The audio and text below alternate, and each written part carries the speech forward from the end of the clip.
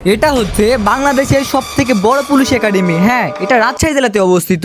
আর আপনি যদি পুলিশের চাকরি করে থাকেন, আপনাকে একবার হলেও আসতে হবে এখানে। এটা বছরে 2 থেকে 3 দিন সাধারণ মানুষের জন্য খোলা থাকে। আর আজকে আপনাদের দেখাবো বাংলাদেশের সবথেকে বড় পুলিশ একাডেমির সকল সৌন্দর্য। তো আর কথা না বাড়িয়ে চলুন শুরু করা যাক আজকের ভিডিও। হাই গাইজ, আমি আছি সাইদ আপনাদের সাথে, আর আমার সাথে আছে আমার বন্ধুরা। আর আমি আজকে আপনাদেরকে ঘুরে দেখাবো বাংলাদেশের সবথেকে বড় পুলিশ একাডেমি, যেটা অবস্থিত আমাদের রাজশাহী জেলাতে।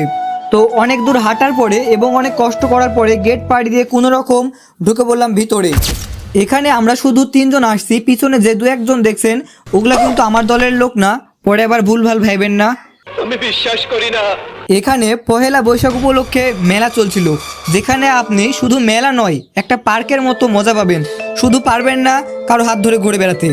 এখানে আছে নৌকা, ঝুলন্ত ব্রিজ, নাগরদোলা, এছাড়া আরও অনেক কিছু। এখানে আপনি একবার ঢুকলে আপনাকে সারাদিনেও আর বের হতেই মন চাইবে না।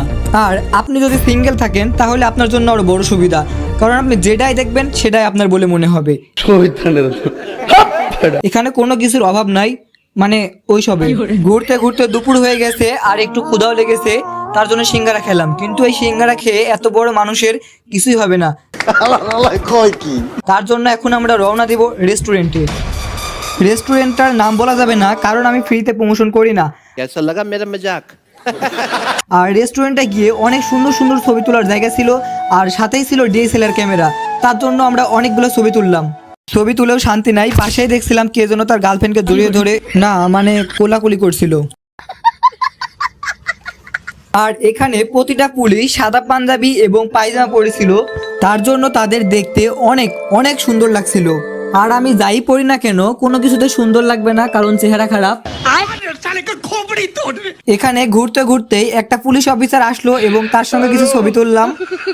এটা হচ্ছে বাংলাদেশ পুলিশ একাডেমির সবথেকে বড় টাওয়ার।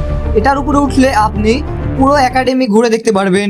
পুরো পুলিশ একাডেমির সবকিছু ঘুরে দেখার জন্য আমি নিজেও এখন উঠবো সেই 8 তলা সবথেকে উঁচু টাওয়ারের উপর, এবং আপনাদেরকে দেখাবো। এখানে উঠার সময় বিল্ডিংটা অনেক কাঁপছিল, তাই বারবার ভয় লাগছিল যদি বাইসানে একবার কিছু হয়ে যায়। এখন পর্যন্ত বিয়ে করিনি, আমি পেরেছি উঠতে উপরে। এখন দেখা যাক চারিকোল কেমন লাগে, চলুন আপনাদেরকে ঘুরিয়ে দেখাই। এটা হচ্ছে নৌকা, এটার উপরে উঠতে হলে আপনাকে টিকিট কেটে উঠতে হবে এবং এনজয় করতে হবে। আর আমার গার্লফ্রেন্ড হারিয়ে গেছিলো, তার জন্য আমি এখানে খুঁজতে চলে গিয়েছিলাম। জায়গাটির নামও ছিল আপনহারা। তোর মাথা নষ্ট। সব থেকে আনন্দের বিষয় হলো এখানে আজকে আমার EX আসছিল ঘুরতে, এবং তাকে দেখে মজাই লাগছিল। কন্ট্রোল। শুনেছি অন্যদের ব্রেকআপ হয়ে গেলে নাকি সুন্দর হয়ে যায়, আর আমার ওইটা দিন দিন যেন আরো ভূতের মতো হয়ে যাচ্ছে। অন্যদের ব্রেকআপ হলে কান্না করে, আর আমার হওয়ার সময় আমি আলহামদুলিল্লাহ বলেছিলাম, কারণ আপদ বিদায় হয়েছিল। সব শয়তান দূর হয়েছে বলেই আজকে আমার ফেসবুক আইডিতে 2 লক্ষ ফলোয়ার্স পার হয়েছে। যাই হোক, ওইসব ভেবে আর পাপ কুড়াতে চাই না। তো আপনারা যতক্ষণ ধরে ভিডিও দেখছিলেন আপনাদেরকে অনেক অনেক ধন্যবাদ। আজকের ভিডিওটা এ পর্যন্ত, দেখা হচ্ছে নেক্সট কোনো ভিডিওতে। এতক্ষণ সাথে থাকার জন্য অনেক অনেক ধন্যবাদ। আসসালামু আলাইকুম।